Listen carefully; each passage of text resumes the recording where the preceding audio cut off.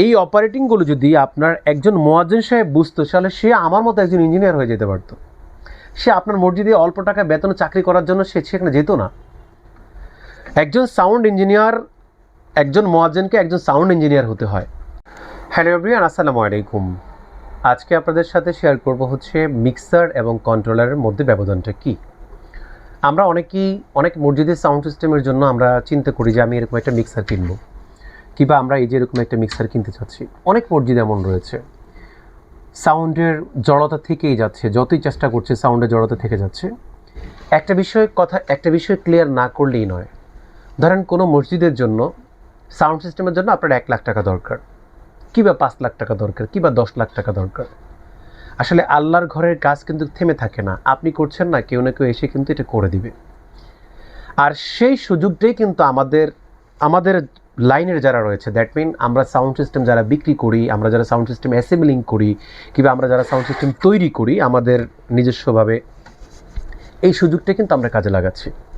আপনি হয়তো বলতে পারবেন যে আমরা কীভাবে সুযোগটা কাজে লাগাচ্ছি। যেমন আমরা একটা সার্কিট ডিজাইন এখানে করছি, আপনি একটু ক্যামেরাম্যানকে বলবো একটু কাছে আসার জন্য। যেমন আমরা একটা সার্কিট ডিজাইন এখানে করছি, আমাদের সার্কিট ডিজাইন করতে গিয়ে যে বিষয়টা আমরা দেখাবো, এই ডিজাইনটা আমি যেভাবে দিব কাস্টমার কিন্তু সেভাবেই নিতে রাজি হবে। এখন ব্যাপারটা হচ্ছে, যে বিষয়টা বোঝানোর চেষ্টা করেছি, মসজিদের কাজ কিন্তু থেমে থাকে না। একইভাবে আপনি মনে করছেন সাউন্ডের সৌন্দর্যতার জন্য আমি একটা মিক্সার কিনবো। কোনো ক্ষেত্রে মিক্সার বেঁধে, যেমন ইয়ামাহার এই মিক্সারটার দাম হচ্ছে প্রায় 60-65 হাজার টাকা। এইটাও ইয়ামাহার একটা মিক্সার। দেখেন, এগুলো কিন্তু বিভিন্ন মসজিদ থেকে ফেলে দেওয়া মিক্সারগুলো আমাদের এখানে আসছে। আমি যদি একটা মিক্সারের কথা আপনাকে একটু দেখাই, যেমন এই মিক্সারটা। আচ্ছা বলেন তো, মুয়াজ্জিন সাহেবের সামনে আমি একটু হিসাব করি, দেখেন সিরিয়ালে কয়টা ভলিউম, 1 2 3 4 5 6, আবার রয়েছে প্যানেল। এরকম যদি হিসাব করি 1 2 3 4 5, এভাবে হিসাব করে আপনি দেখেন ভলিউম আর ভলিউমের নব, এটার এই অপারেটিংগুলো যদি আপনার একজন মুয়াজ্জিন সাহেব বুঝতো, তাহলে সে আমার মতো একজন ইঞ্জিনিয়ার হয়ে যেতে পারতো। সে আপনার মসজিদে অল্প টাকা বেতনে চাকরি করার জন্য সে সেখানে যেত না। একজন সাউন্ড ইঞ্জিনিয়ার, একজন মুয়াজ্জিনকে একজন সাউন্ড ইঞ্জিনিয়ার হতে হয়। মুয়াজ্জিন সাহেবের কোনো ক্ষমতা নাই এই ভলিউম ঘুরিয়ে মেশিন নষ্ট করার। এইটা আরেকটা ব্যাপার হচ্ছে কমিটির একটা মুয়াজ্জিন সাহেবের উপর একটা দোষ চাপিয়ে দেওয়া। কখনো কোনো ভলিউম ঘুরিয়ে কোনো মেশিন নষ্ট হবে না যদি আপনি ক্যালকুলেশন করে লাগান। আমি ধরে নিচ্ছি, অনেক সময় বলে যে মসজিদের মেশিনটা নষ্ট করে ফেলছে, কি হয়েছে, ইমাম সাহেব গুতিয়েছে, মুয়াজ্জিন সাহেব গুতিয়ে নষ্ট করেছে, খাদেম সাহেব নষ্ট করেছে। নো, কিবা বলে যে বাচ্চারা গিয়ে নষ্ট করেছে।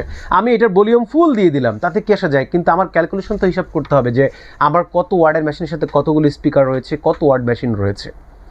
আর এই ভলিউম ঘুরিয়ে যদি মেশিন নষ্ট করা যেত, তাহলে আপনি আমার কাছে আসেন, দেখি কত ভলিউম ঘুরাতে পারেন, আমি নষ্ট করেন। আসলে মেশিন ভলিউম ঘুরালে নষ্ট হয় না। যেই সমস্যাটা তৈরি হয় সেটা আপনাকে বলি। এটার অপারেটিং হয়তো মুয়াজ্জিন সাহেব জানে না, আপনি বুঝিয়ে দিয়ে আসবেন, সে হয়তো 1 বার 2 বার 3 বার 4 বার সে বুঝবে, এরপরে সে কোনো না কোনো প্রবলেম এসে পড়বে, কারণ হি নট এ ইঞ্জিনিয়ার। তো আপনি দেখেন, তাকে এতগুলো ভলিউমের মধ্যে আপনি ফেলে দেবেন কেন?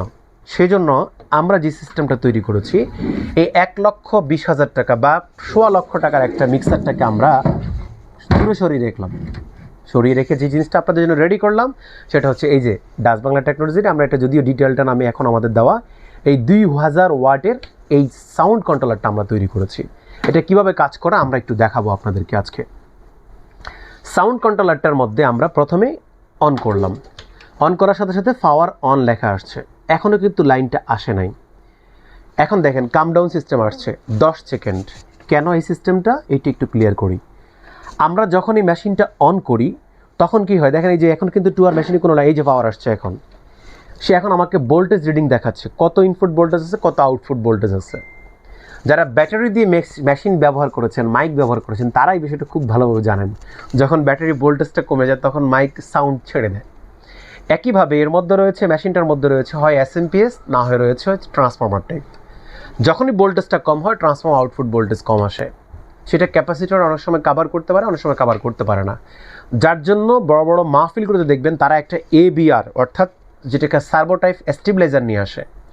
এই সাউন্ড কন্ট্রোলার মধ্যে স্টেবিলাইজারও রয়েছে। এই সাউন্ড কন্ট্রোলার শুধুমাত্র বোল্ট কন্ট্রোল করে তা না, যখন সাউন্ডটা চলতে থাকে তখন যদি কোনো কারণে হাই ভোল্টেজ হয় কিংবা কোনো কারণে বাজ পড়ে, যেটা আমরা বলি অনেক সময় আকাশে যেই গ্রামের ভাষায় বলে ঠাড়া পড়ে, এরকম যদি ঘটনা ঘটে থাকে তখন কি হয়, এটা তখন প্রোটেক্ট হয়ে যায়, কারণ সেখানে হাই ভোল্টেজ ঢোকার কোনো সম্ভাবনা থাকবে না। তো এই সিস্টেমে সে বোল্ট প্রোটেক্ট করে। এরপরে হচ্ছে ডিলেট করে, অর্থাৎ আপনি যখন এই মেশিনটা অন করেন হুট করে স্পিকারের মধ্যে লাইনটা গিয়ে স্পিকার কেটে যায়, মাইকগুলো কেটে যায়, কারণ কি সেখানে কোনো কন্ট্রোলিং নাই। আমি আবার দেখাচ্ছি, আমি পাওয়ারটা অফ করে দেবো। দেখেন এই মেশিনটা এখন কিন্তু টুয়ার মেশিনটা আস্তে করে পাওয়ারটা যাচ্ছে। আমি একটু ক্যামেরাম্যানকে বলবো কাছে নিয়ে এসে দেখানোর জন্য। আমরা একটু দেখেন এই যে পাওয়ার এখন কিন্তু নাই। আমি মেশিনটা এখন অন করব, দেখেন পাওয়ার কিন্তু নাই, সে কী করছে, পাওয়ার অন লেখাচ্ছে। আমি একটু কন্ট্রোলারের পিছনের অংশটা দেখাবো। মূলত এই জায়গাটা একটু ক্লিয়ার করে দিই। ভিডিওটা একটু লং হয়ে যাচ্ছে, দয়া করে ভিডিওটি স্কিপ না করে পুরো ভিডিওটা দেখেন।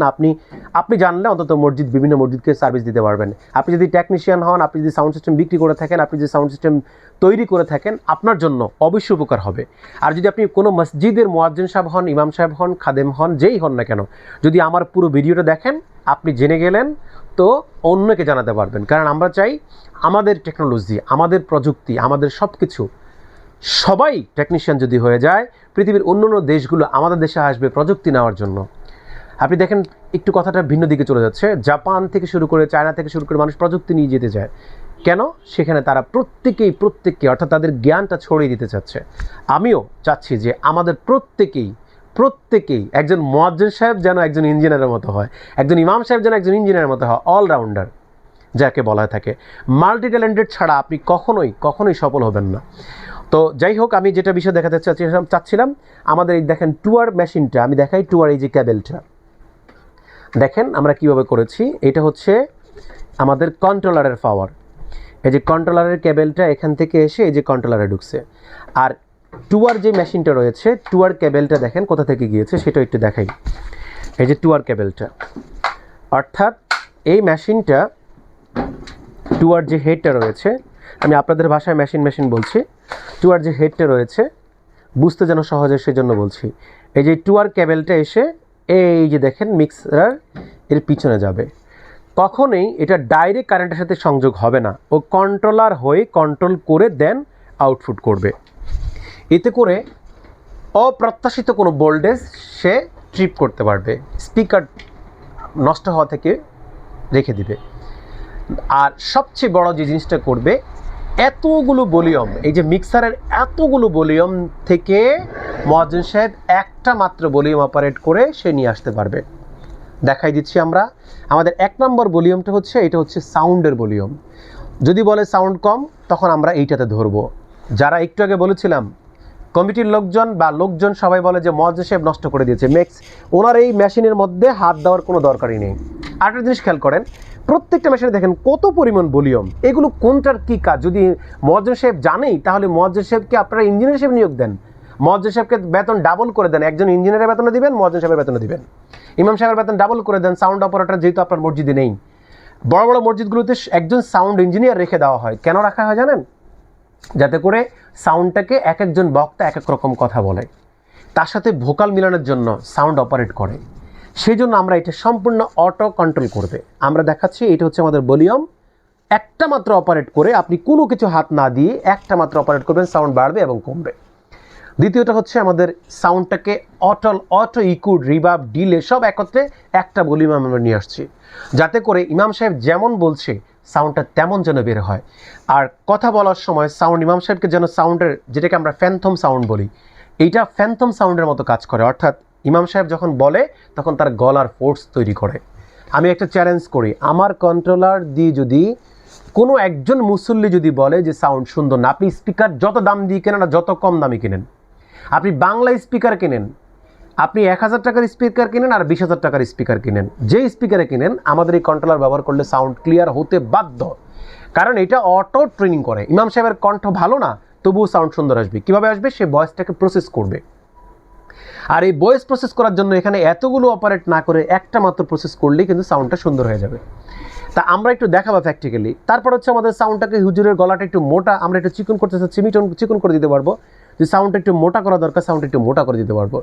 এই হচ্ছে মাত্র অপারেটিং, একটা মাত্র ভলিউমে ডিলে, রিভার্ব, বেস, ট্রাভেল সব কিছু আপনি কন্ট্রোল করতে পারবেন। আর যেটা কন্ট্রোল করা দরকার নাই, অটো কন্ট্রোল করতে থাকবে।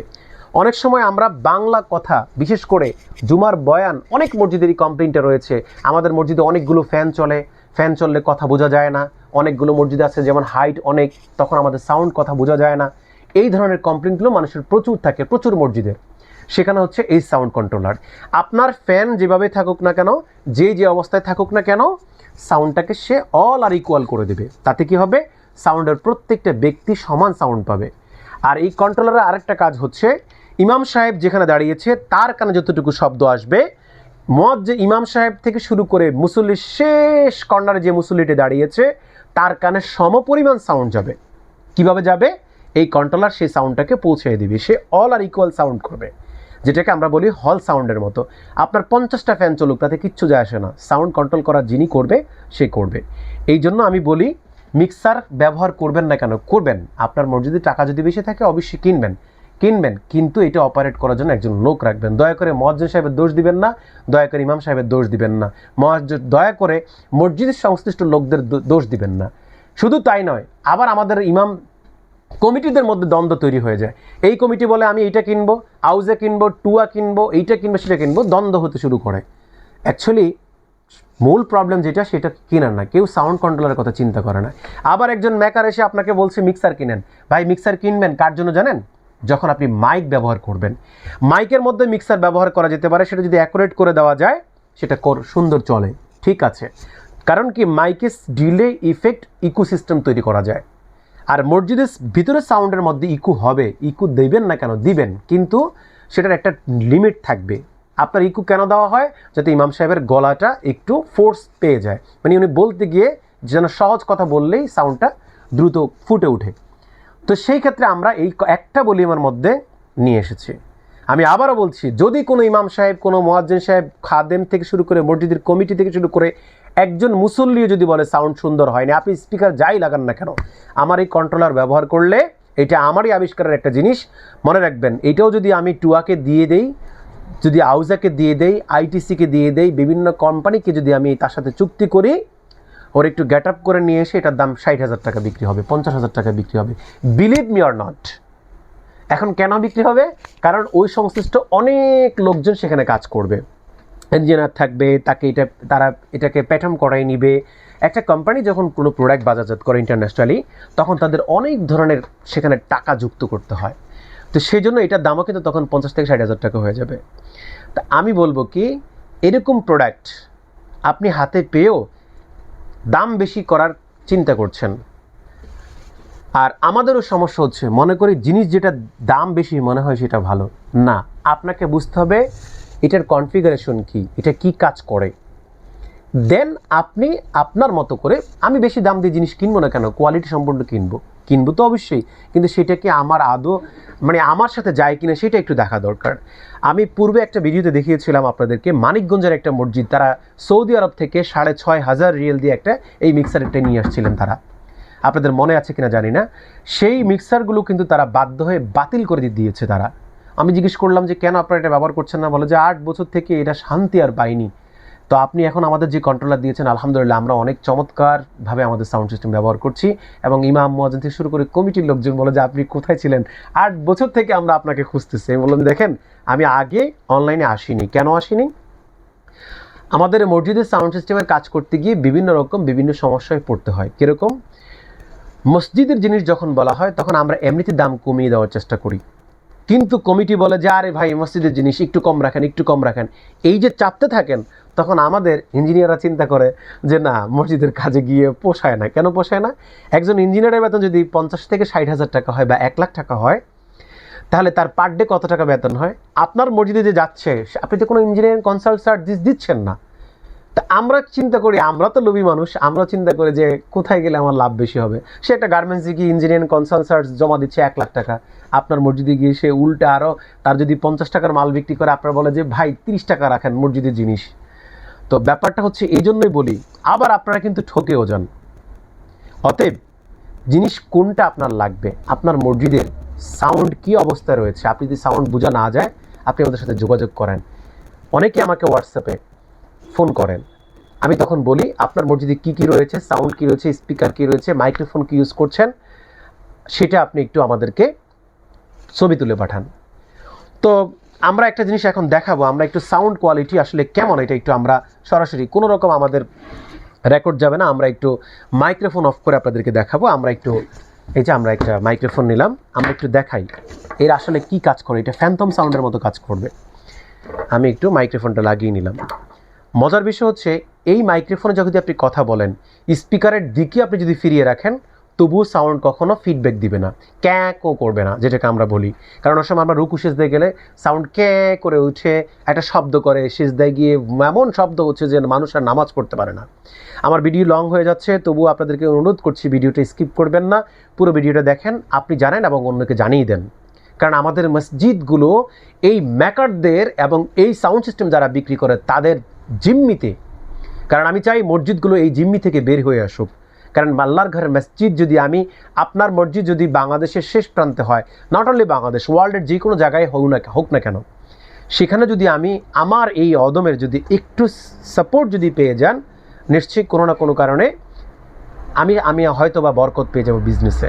কারণ মনে রাখবেন, কারণ আল্লাহর বরকত ছাড়া কখনো কোনো দিন কোনো ব্যক্তি উঠতে পারে না। সেই জন্য আমি বারাকা চাচ্ছি, বরকত চাচ্ছি।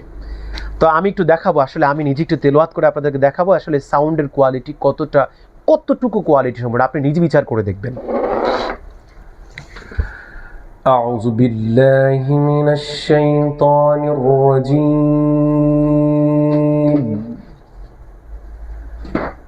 বিসমিল্লাহির রহমানির রহিম।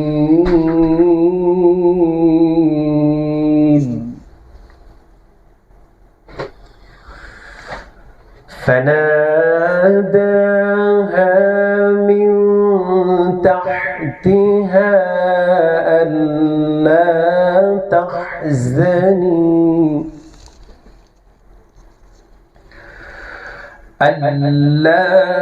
تحزني قد جعل ربك تحتك سريا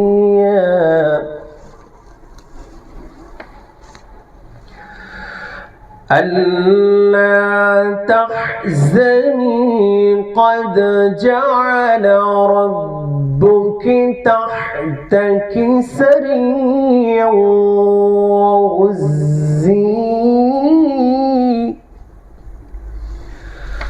وهزي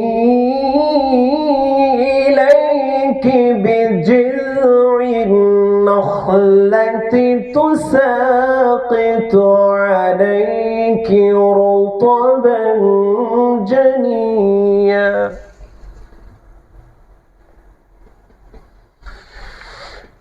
ألا تحزني قد جعل ربك تحتك سريا وهزي إليك بجذع النخلة تساقط عليك رطبا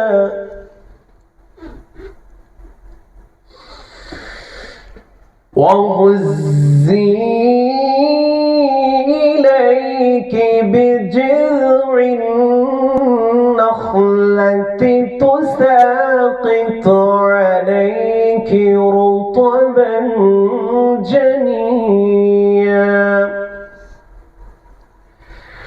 فكلي واشربي وقري عينا فإما ترين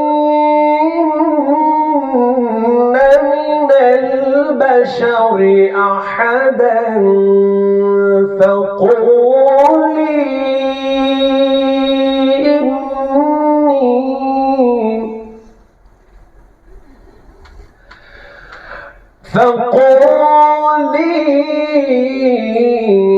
إني للرحمن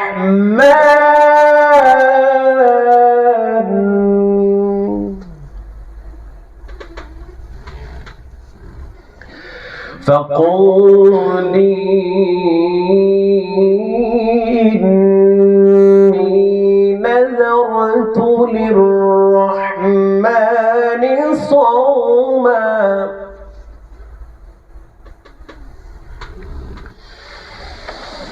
فقولي إني نذرت للرحمن صوما فلن أكلم اليوم إنسيا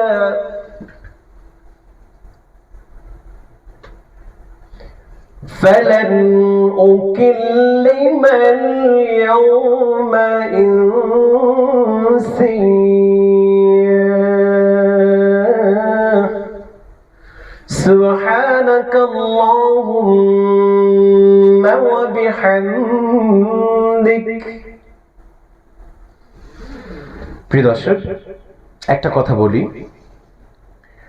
আমি যে জিনিসটা বোঝানোর চেষ্টা করেছি দেখেন আমাদের কন্ট্রোলারে সাউন্ডটা ইকুও হয়নি আবার ইকুও হয়েছে দেখেন গুন্না যে শব্দটা আমি করেছি গুন্নাগুলো স্পষ্ট বোঝা যাচ্ছে কোনটা ইকফা গুন্না কোনটা ওয়াজিব গুন্না স্পষ্ট বোঝা যাচ্ছে কোনটা হচ্ছে যেমন আমি জিল অর্থাৎ জিম এবং লাল দুইটাকে যখন আমি আলাদা করেছি জিমটা হচ্ছে শক্ত আর লালটা হচ্ছে হালকা দুইটা শব্দকে যখন ওয়াহুজি ইলাইহি বিজিল অর্থাৎ আমি যেটাকে যেভাবে পড়েছি ঠিক সেভাবে আসছে তো এই জন্যই বলি এই কন্ট্রোলারটা সত্যি অসাধারণ আপনি যদি অ্যানালগ সাউন্ড করতে চান এই যে অ্যানালগ সাউন্ড চলে আসছে এটা শুধুমাত্র সাধারণ সাউন্ড আমি যদি সাউন্ডটাকে ডিজিটাল করি দেখেন ইকো সহ করতে চাচ্ছি এই যে ইকো সহ চলে আসছে আপনি যদি মনে করেন যে আমি এটা এই একটা মাত্র দেখেন আমি বারবার দেখাচ্ছি একটা মাত্র এই যে হলুদ যে ভলিউমটা রয়েছে সেটা আমি ঘোরাচ্ছি আর সাউন্ডটা ডিজিটাল হচ্ছে ইকো হচ্ছে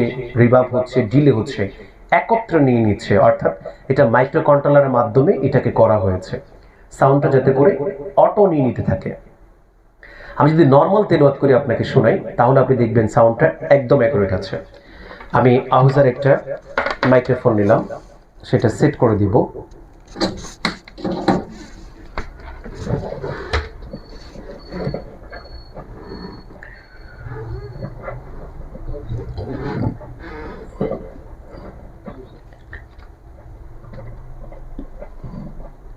সুবহানাল্লাহ সুবহানাল্লাহ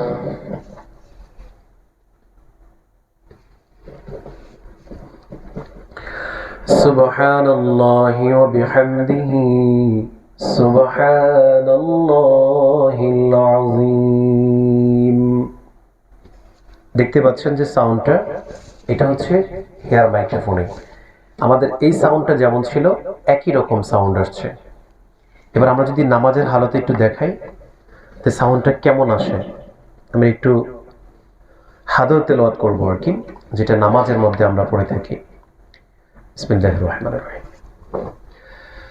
আলহামদুলিল্লাহি রাব্বিল আলামিন আর রহমানির রহিম مالك يوم الدين إياك نعبد وإياك نستعين اهدنا الصراط المستقيم صراط الذين أنعمت عليهم غير المغضوب عليهم ولا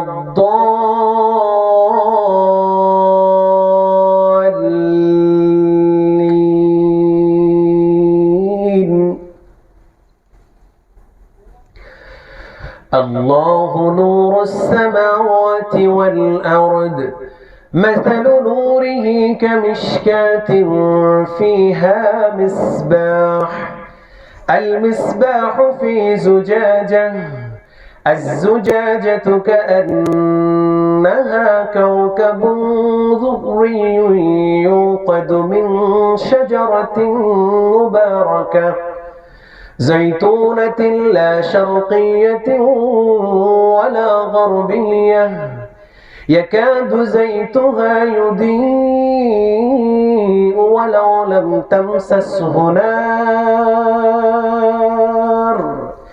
نور على نور يهدي الله لنوره من يشاء ويضرب الله الأمثال للناس والله بكل شيء عليم في بيوت أذن الله أن ترفع ويذكر فيها اسمه يسبح له فيها بالعدو والآصال رجال لا تلهيهم تجارة ولا بيع عن ذكر الله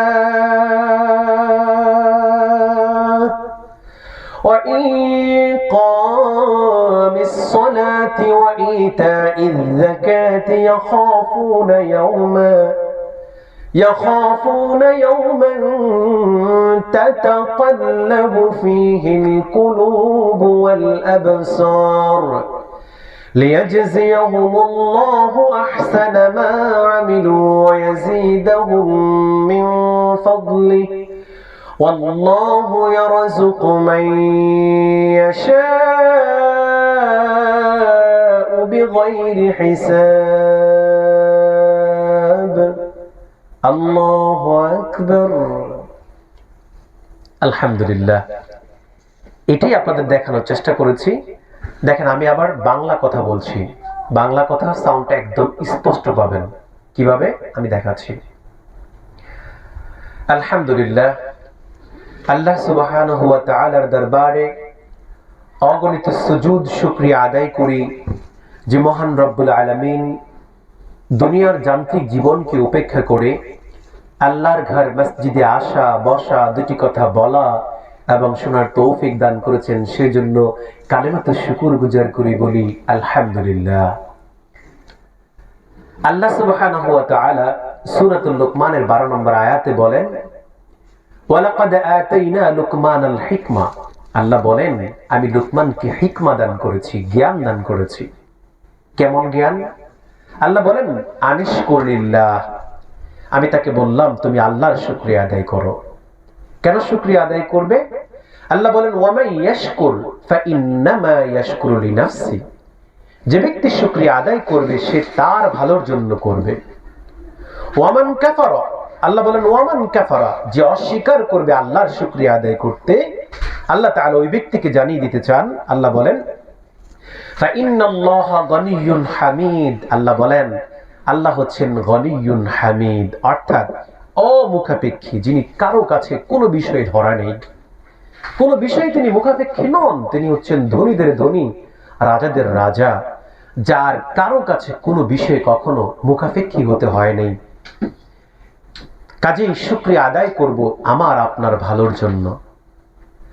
আল্লাহ রাব্বুল আলামিন বলেন লাইন শাকারতুম লাযীদান্নাকুম ওয়া লাইন কাফারতুম ইন্না আযাবী লাশাদীদ।